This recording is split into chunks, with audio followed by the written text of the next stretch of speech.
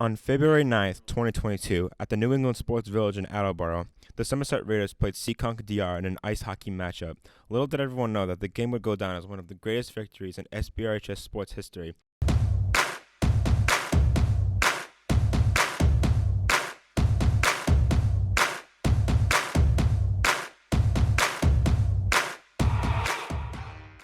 The energy on the bus, it was very solemn. Like, we were very quiet. All of us were kind of just, I almost want to say brewing, in a sense. Dead quiet, just headphones in, getting ready, you gotta get in the right mood. Everyone was in their own zone. They were getting prepared for the game because they knew this was a giant mental roadblock, playing DR in DR, probably the biggest game that we were going to play the entire season. We got there about like 40 minutes before the game, I'd say. And once we got there, it was time to play. Do you want to talk about locker room, what Carter was saying when he did the speech? He was just basically saying how we need to play our game. We can't be intimidated by them. Go out there, play your hardest, shoot every shot, make every shift like it's your last. Skate your hardest the entire time. Go 110%. Play for the seniors, play for the younger classmen that are coming up, having to play against them for their next 4 years. There was no excuses, and that it was a big game.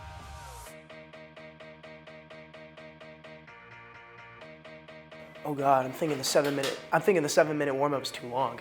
I'm so antsy at that point. I'm just so I'm so ready to get that on the ice. I feel like it's dragging it along. My anxiety, it's just building. I had my pre-workout in my system. I was buzzing. I was zoned in. I was just ready to go. He had just moved me back up with Luke and Max, so I had to show that I was on that line, and I had to make my place for the line. The Raiders are in blue. Seekonk dying in white, and we are underway. The opening goal would come only 5 minutes by the Raiders' senior captain. I remember it pretty vividly. Brandon, I believe, made a save.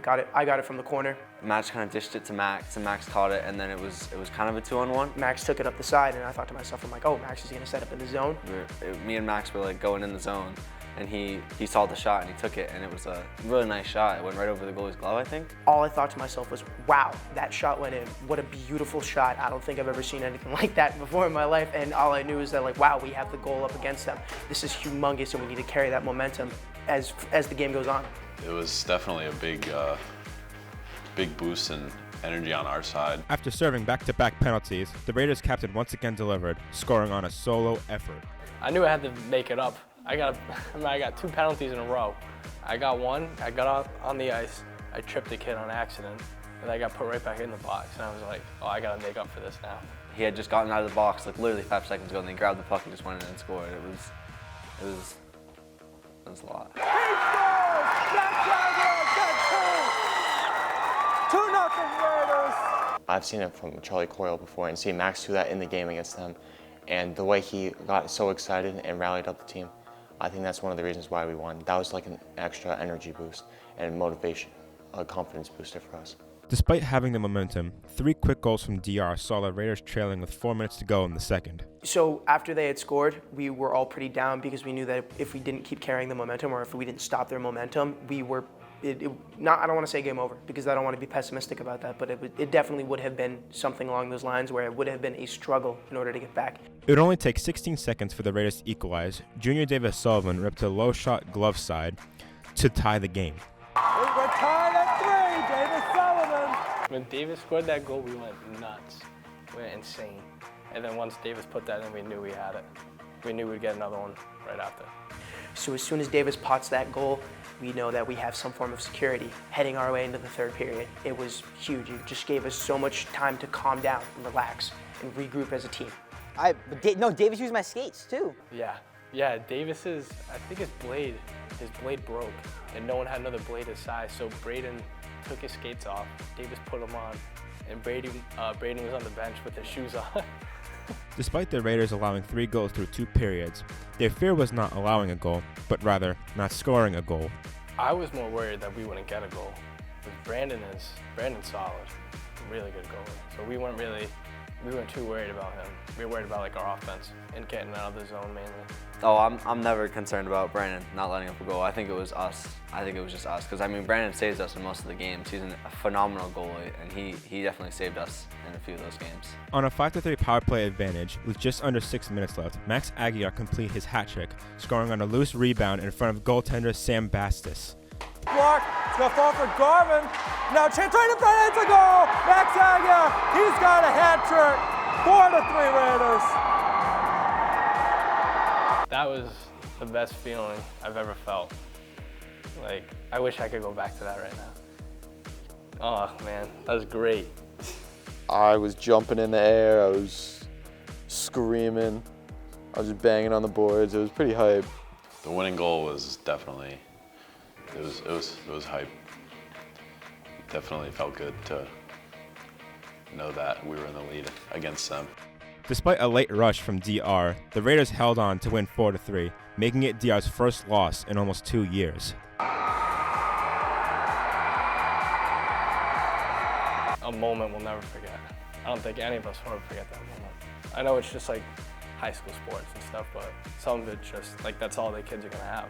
Some of them might not play after high school. So that's like their hockey. The whole team pouring on the ice. I mean, it's almost like we had won the championship at that point because I'd go as far to say is that they're our rival. So a win against them, especially in the latter half of our schedule with tough games, and they were, like I said, they were probably the toughest team we were going to play, them in Mansfield. A win against them was huge. It was a good celebration. It was definitely a well-deserved win against our biggest rival in the division. And we were their only loss, and I don't know, it felt good. And us as a team getting together for that celebration was I don't know, so thrilling, exhilarating, I'd say. Who was the first person you texted after the game saying you won?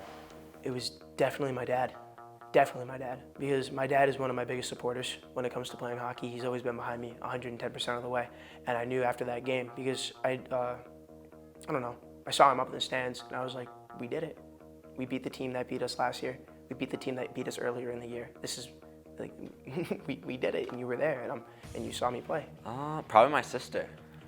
She comes to most of the games. She might have been there actually. She might have like texted me congratulations or something and good win, but she's always there to support me and I thank her for that. I texted my dad because my dad goes to every single game. He's my biggest fan, and then he left early, and I texted him saying, "Dad, we did it."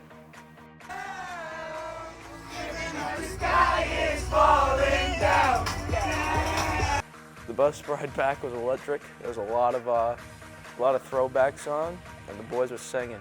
And once we got back to Somerset, Country Road was on. The bus ride back, karaoke, all singing. I lost my voice after that night. All yelling, we were so excited. I don't think there was a single quiet moment on that bus, not a dull moment on that bus back. Everyone was so happy. We got a couple of speeches from Coach. Coach was happy. Coach was thrilled with us, considering the fact that he's not a huge fan of that team either. So, neither do I, you know?